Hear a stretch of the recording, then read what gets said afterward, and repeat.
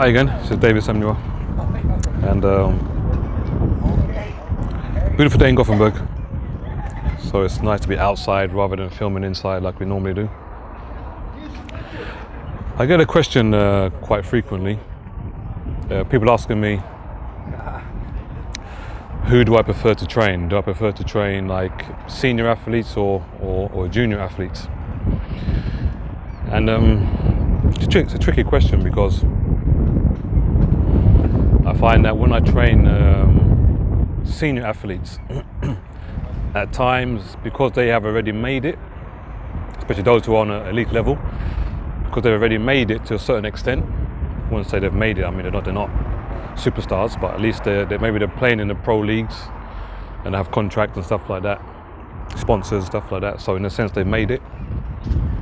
Sometimes I feel like the hunger isn't quite there anymore. You know, the passion isn't quite there.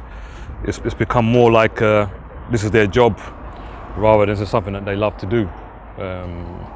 Not all of them, obviously. I'm not saying all of them are like that, but I mean, sometimes you get that feeling where you feel that they can do more, but you know, they have families, they got a contract, they got sponsors, they're doing good, they're doing okay. So the drive isn't. They feel that the drive isn't there anymore. The passion isn't there anymore. Whereas in contrast to when I train young athletes, who obviously haven't made it, they're full of potential. They're full of this energy that they want to be somebody. They want to get somewhere with their life. They want to do something. And I mean, if you were to ask me to choose, I would say I prefer to choose those young athletes, those young sportsmen and women between the age of like say 13, 14 up to like 18, 19, because you find that they're so passionate. I mean, if I told them, okay, 5:30 in the morning, we're going to train, it's like, okay, they're there, I mean, okay, we're going to train on weekends, they're there. It's like there's no real obstacle. They want it, they're passionate, they're hungry, they have desire. It's burn, they're burning for it because they're still so far away from achieving their goals. So they really want to give it all they've got. And that's the way I work. I mean, I don't work with people who just want to give me 50-50, 50% here, 50% there. I'm not into that. So that's why when sometimes parents ask me, okay, can you train my son? Can you train my daughter? I always ask, what's their ambition? What do they want to achieve out of it? There's nothing wrong, for example, with some people saying that, okay, well, I just want to have. For me, it's more like a social thing. I just want to get fit. I mean, that's another thing. That's not sports performance coaching, which is what I do. Of course, I can help people get fit, but when it comes to sports performance coaching, then I want to train serious sports people that want to get somewhere. So, in a nutshell, basically, I would say I prefer to train those young athletes because they burn for it. I mean, I've got some young guys now who I train, and then it's like they're 17, 18. They're on the edge of being first team players, and so they're training twice a day, 3 times a day because they want to get somewhere, And obviously it's about them having the right mentorship, about them having the right leadership to make sure they do things right, so that hunger they have, they don't burn out from that hunger. That hunger instead is something that must be nurtured, it must be controlled so that they don't overdo it. And that's why I feel that these guys and girls, they need to have the right mentorship, the right leadership to guide them through the potential pitfalls that they might face. So what I'm looking for when I train people is that passion. I need that special ingredient, that passion.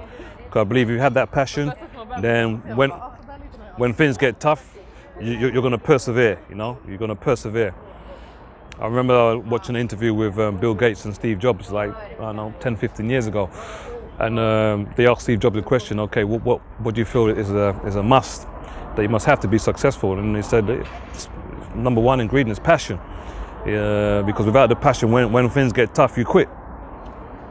when the challenges come, and you know they're tough challenges, especially in sport, they're tough challenges, you know, where it's so competitive. I mean, if you don't have the right mindset, you don't have the passion for it, you're going to quit. If things don't go your way, you're going to quit. So especially like with young guys who are very talented when they're very young, if they don't get the right guidance, when things get tough and people catch up, or if you come into your puberty early, and therefore maybe you're on a higher level than maybe some people in your own age group because your puberty is early, and then suddenly 1 or 2 years later when they catch up with you, now you're struggling now because you think, oh, that guy was much better than that. Suddenly now, because he's into puberty, he's caught up with you in terms of size and strength. So I mean, it's all about keeping people focused also. You know, it's a long journey. To be a successful sports person is a long journey. It's not overnight success. And that's why I don't feel that we will see the likes of, when you look at these great sports people that have had longevity over a long period of time.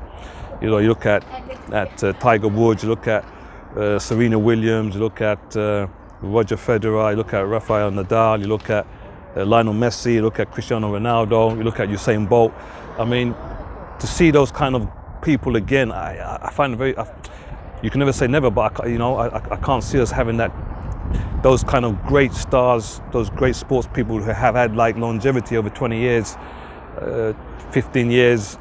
You know, I can't see it happening, because for me, it's the society we live in today. It's all about quick fix. People don't want to work. That's why sometimes you see some people, they come up and they're explosive for, like, you know, they come on the scene and boom, they're there, and then it's all of a sudden next year you don't see them again, because when they get there now, they get lazy, you get complacent. So I remember listening to a guy called John Smith. He was one of the top sprint coaches ever. I remember him saying that when his athletes, when he was training them, when they were poor, when they were nobodies in terms of stars, you know, they were nobodies.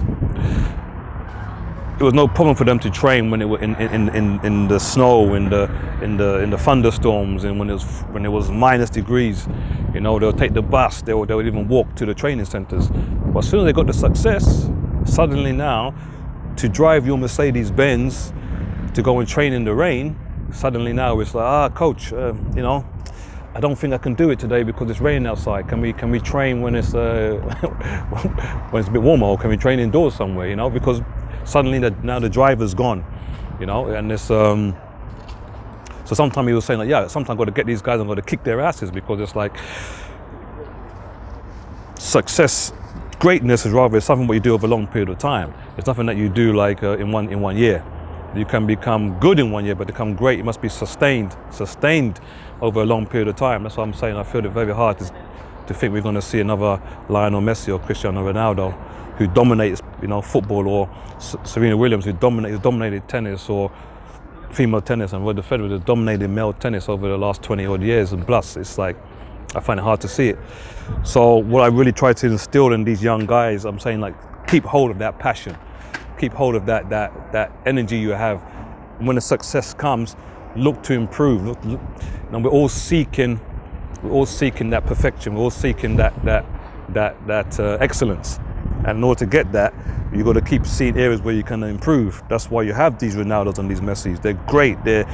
For me, two of the best players that have ever played the game. Serena Williams, the best tennis players ever played the game. Roger Federer, the best tennis players ever played the game. How are they able to maintain all this, and they're nearly 40 years old? How are they managing to maintain this level and be beating people who are in their 20s? How is it possible? Because they always see how they can improve their game. And that's what I always try to get the guys who I work with, the young guys who I work with. Always see how you can improve. Always see how you can make what you're good at even better. Work on your strengths so that your strengths will be even stronger. Work on your weaknesses so that you can eradicate them. So that, you know, when you come, so you be complete. And that for me is the key to success, and that's why I like to work with the younger players, because you can really nurture them and guide them and just get them to focus on, keep hold of that passion. Don't lose the passion. That for me is a vital ingredient. So I hope you guys got something out of this. It's a question, like I said, I've been asked many times, because obviously I have the experience of training Olympic athletes, I have the experience of training, people just starting out in any particular sport. So some people say, oh yeah, but it's great to train Olympic athletes because, you know, they're so motivated and on a very high level. But for me, sometimes it's like I like to work with the young guys and girls because it's like they have this energy, they have this drive and this passion, like I said, to succeed because they haven't yet got anything. They haven't got any accolades. They haven't won. They don't drive expensive cars. They don't have, multi-million-dollar contracts, or big sponsors. They're on TV. They don't, nothing like that. So they're hungry. They're hungry, and I say to them, stay hungry, stay humble, and stay passionate about what you're doing.